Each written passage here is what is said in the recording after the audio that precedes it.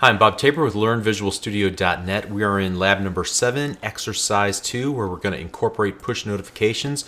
So this is going to allow us to accept push notifications from the Windows Notification Server and Azure hosted service so that our app can display those notifications to update text on the tile on the start screen, or modify its badge, or add a glyph to the tile.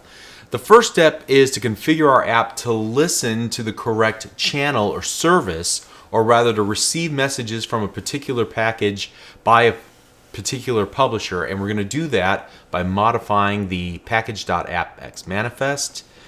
So let's go ahead and open that up. And per the instructions, we are going to make some changes in the packaging tab. The first thing we're going to want to do is change the build name. All right, and so this is, again, just a way of ensuring that to the Windows notification services, we are who we say we are. We are authorized to receive messages from them, all right, because we're going to have to register out and say, hey, send me a notification too at this URL or this IP address. Then change the package display name to Contoso Cookbook.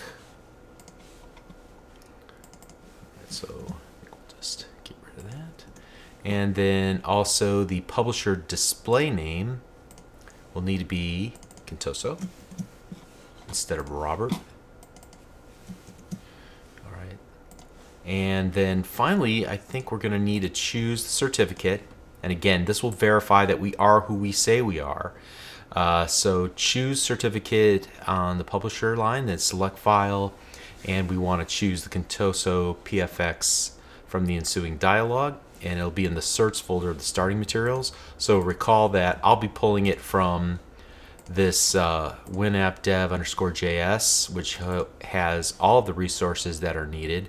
There's this data folder. I believe that, or we actually need the certs folder. Yeah, that's what we want, the Contoso PFX. So let's go ahead and select Choose Certificate. And we want to select from file, and here we're going to go to desktop. I'm going to go to the WinAppDev_JS, or wherever you have the Contoso Cookbook source code and additional files installed. Go into, into the certs folder, and we're going to select the Contoso PFX and click OK. And let's save all of that. All right, so that completes the first task. Task number 2 is going to be subscribing to push notifications. So we are going to, as it says here, to subscribe to a push notification, an app receives a notification channel from the Windows runtime and passes the URI of this channel to a service. So when the service wants to update a tile, it calls or Windows notification services using the channel URI. So we're going to create a push notification channel, and that'll create a three-way handshake between our app, our copy of Windows 8, and the Windows notification service. So the Windows notification service registers our request, and so now whenever there's a new message to be sent out, the Windows notification services will notify each of the computers that have registered with it that a new message is now available, or it'll be sent to each computer, and so then the Windows 8 computer will notify our app, and our app will then update the tile. So again, just think three-way handshake between our app Windows and the notification service. So let's start by adding all of these aliases at the very top of the default.js file. So I'm going to put it right here with all the other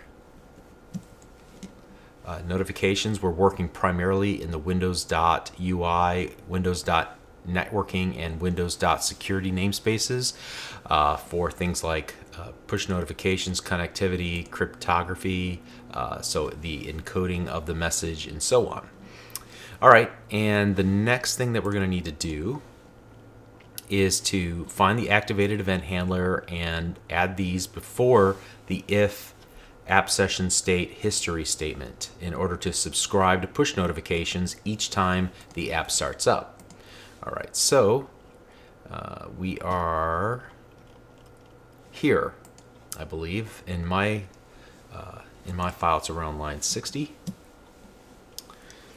So we're creating something called a tile updater and a badge updater in order to create a tile update manager and a badge update manager. All right, so we're going to clear out all the current tiles and badges.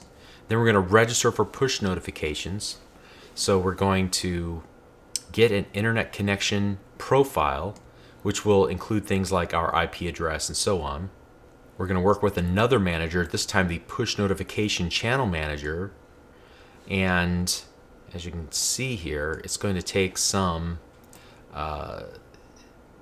after it is created, then we want to run the following code, which will create a buffer and a URI.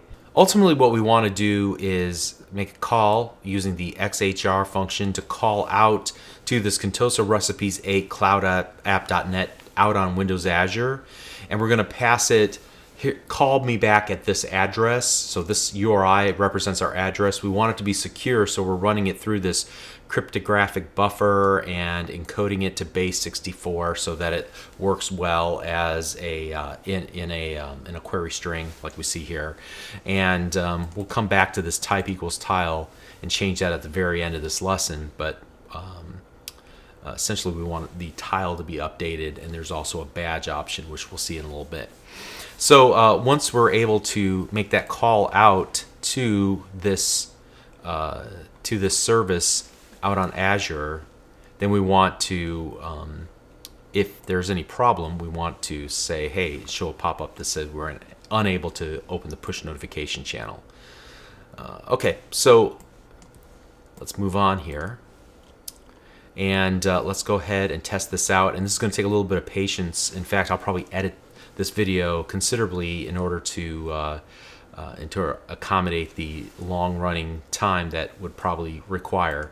But for the next 20 minutes after we run our application, the Windows notification service will call us and anybody else who's currently running and send them the current messages that are in queue. And I think they just loop through the same 5 messages or so. All right, so let's go ahead and run the app. All right, and so now let's go ahead, and I think the next instruction was to, once we have run the app, we can return to Visual Studio and stop debugging and close the app. Now go back out to the start screen and just hang out here for a while, and you can see we get the first update came. There's the second. After 2 minutes, fried dumpling comes back,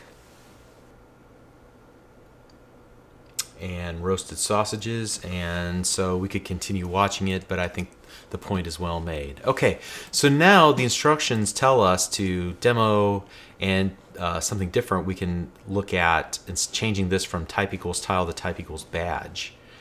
And so now we're going to register for different information. Let's run it.